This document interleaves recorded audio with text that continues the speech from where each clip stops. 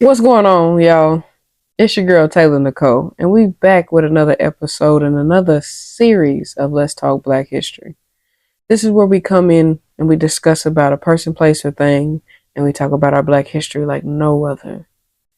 We get into who we're talking about, what they did, what their impacts were, what the end result was, and overall how it impacted the world and possibly impacted me. And also, how will it impact you? We're going to dive in today's episode and we're going to learn a little bit more about some Black history on Let's Talk Black History. So, what happened in the time period it happened in? So, let's dig back into a little bit about Miss Bessie Coleman's aircraft time. Like I said, she had multiple fields, but we're going to talk about the aircraft moment because that's what most people know her for, and most people don't know the full extent about her. They just known her as an aircraft lady, but wasn't for sure what she did as an aircraft woman. So, Miss Bessie Coleman was inspired by the World War I pilots.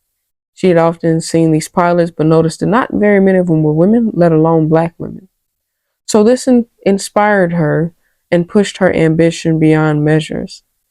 She became a pilot, but she faced very many adversities, discrimination, and also was not given the proper or was allowed to gain the proper lessons and learning in the United States.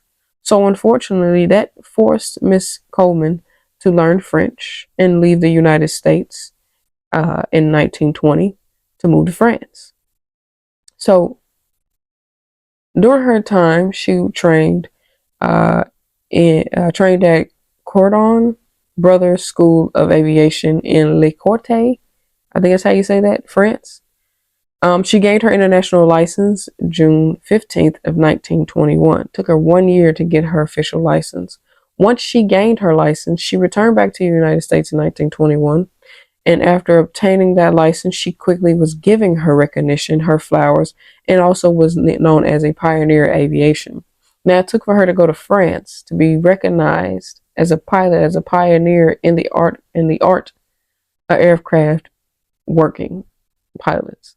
So that shows you, which we're all aware of how time was back then. But she literally spent a year learning French, went to France, got her license in aviation, and came back to the US that same year and said, "Look what I did." And they said, "Oh, congratulations, now we will recognize you." Not, "We could have trained you here," but, "Oh, good job, you learned French and went elsewhere and got your aviation license.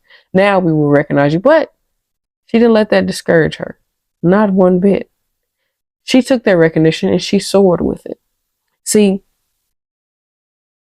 after she got her recognition in aviation, or aviators, should I say, her hard work allowed her to tour not only the United States, but back over in Europe, where she was performing aero acrobatics and exhibitions.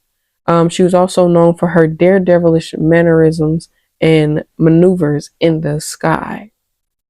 She did loops, figure eights, and stunts and performed at air shows all over.